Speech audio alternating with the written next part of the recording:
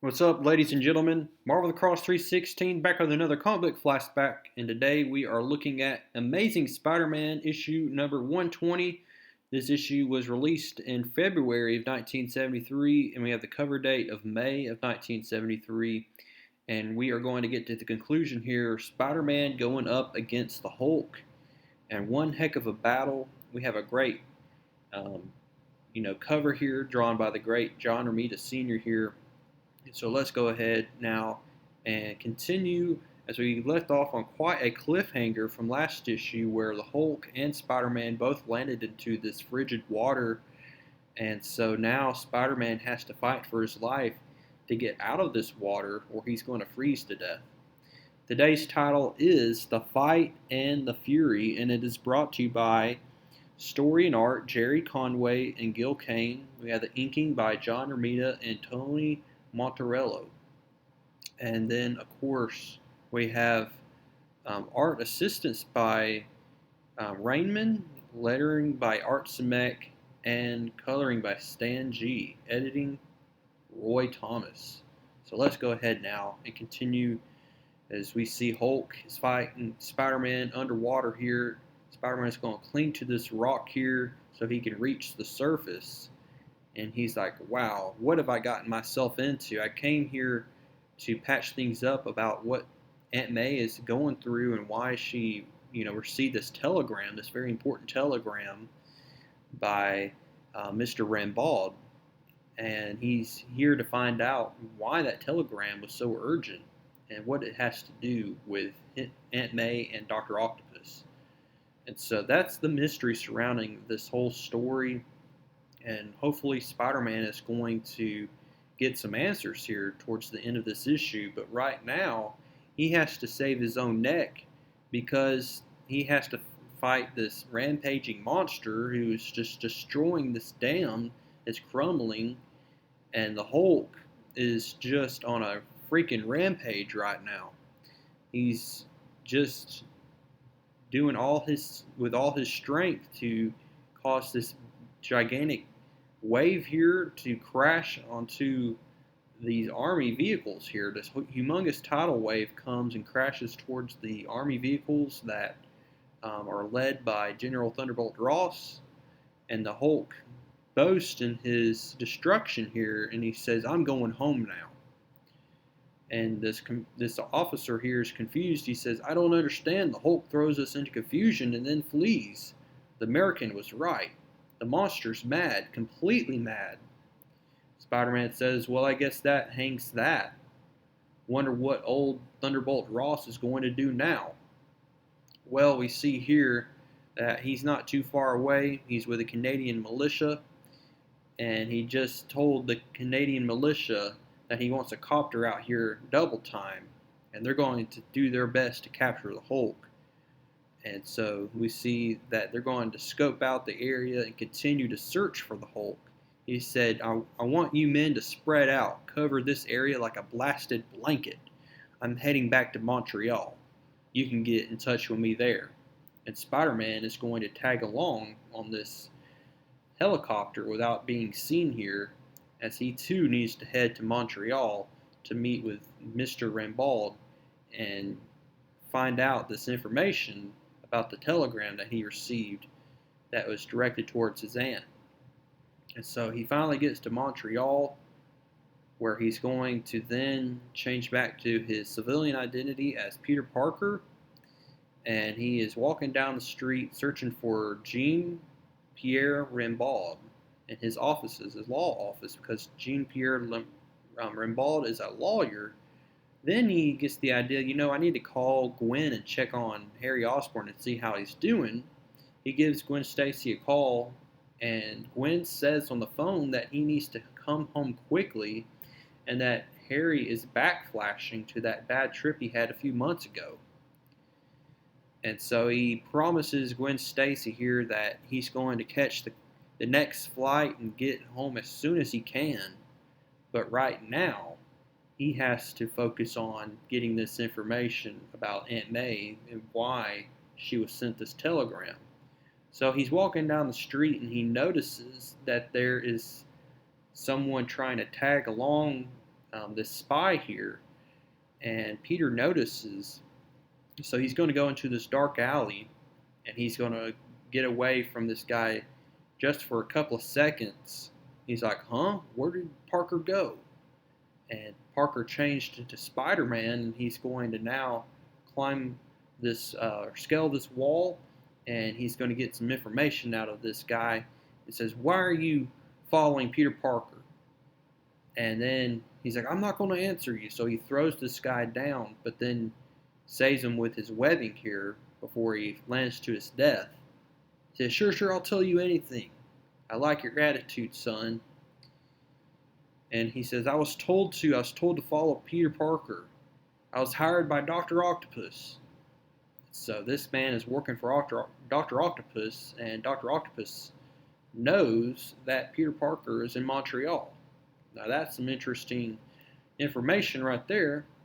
But all of a sudden, Spider-Man is shown in the spotlight here. General Thunderbolt Ross and his militia have hunted down Spider-Man, and they want to question Spider-Man as to where the Hulk is at. But Spider-Man is not going to take any of this, and he says, look, you've got the wrong guy. He said, I'm the one who pulled your fat out of the fire, General. Believe me, you've got a funny way of showing gratitude. And General Thunderbolt Ross says, don't be cute, you raw-crawling renegade. I know your game. You and the Hulk are in this together. Why else would you be here in Canada at the same time he is? Answer me that, Spider-Man. Spider-Man doesn't have time to answer questions. He breaks that spotlight with a web ball, and he's going to leave the scene here, evading the gunfire, changes back to his civilian identity as Peter Parker. And so now he's going to resume his uninterrupted journey in a somewhat sedate style here. He gets to the law office of Jean Rimbaud, where he meets Miss DeLon, and she says, you need to follow me. I'm glad that you didn't miss out on this little date that we need to talk about. So they're going to walk and go to this area, the Expo 67 Fairgrounds, where Mr. Rimbaud is representing this contractor who's planning to build a new site on this ground here. But Peter Parker's not out of the fire here, because as he gets into that taxi with Miss DeLon, there's another spy that's going to be following Peter Parker at a close distance here with that black sedan.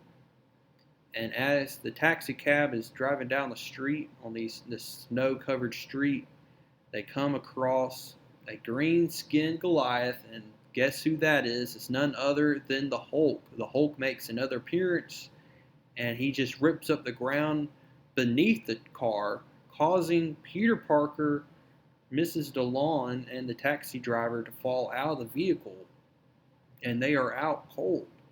Now Peter Parker's just forced back to having to do what he doesn't want to do, and that's change back to Spider-Man and fight this green behemoth.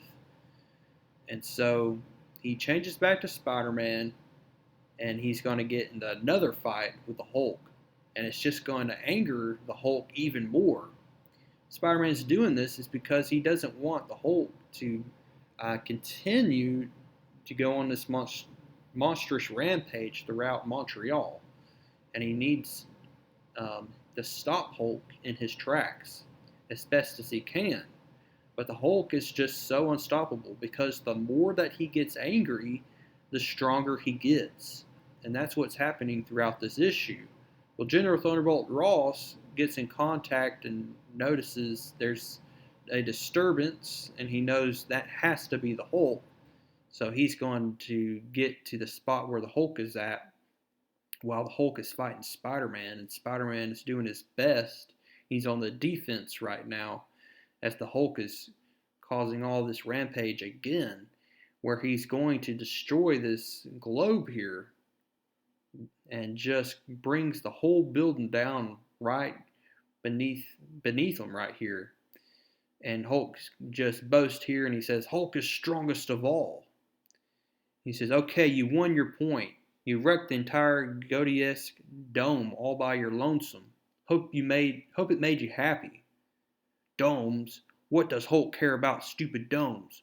Hulk doesn't even know what that means. You're just trying to confuse Hulk.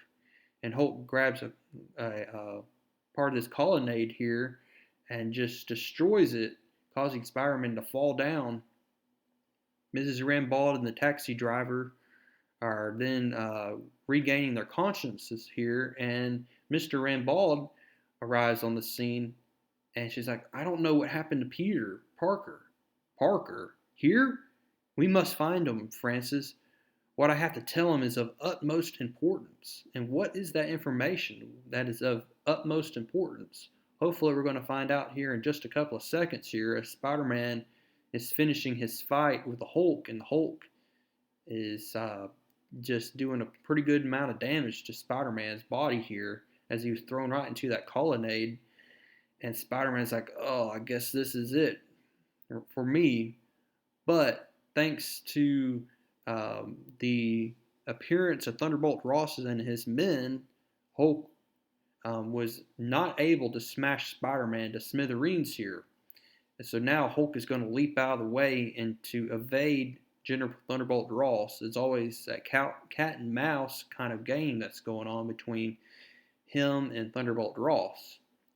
That gives Spider-Man a chance to change back to Peter Parker, where he is going to then meet up with Mr. Rambaud.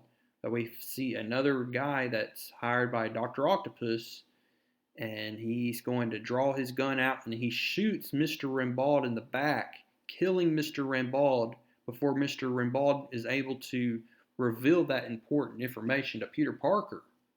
And so now we're left with an unresolved mystery here. What was that telegram about? And Peter Parker is not going to find out, unfortunately, as he has to head back home before he misses his flight. And so he just tells Miss DeLon here, he's like, look, I hope we can meet at happier terms later on, but I'm not going to come back to Montreal in quite some time. New York City, it's not much, but I call it home. And so that is how we end this story here. It's kind of a shame that we didn't find out exactly why that telegram was sent to Aunt May.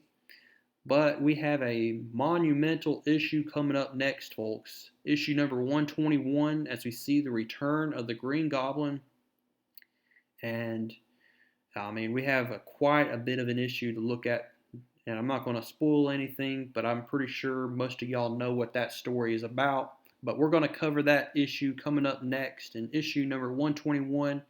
Hope to see y'all all there as we look at that issue, that monumental issue, issue number 121.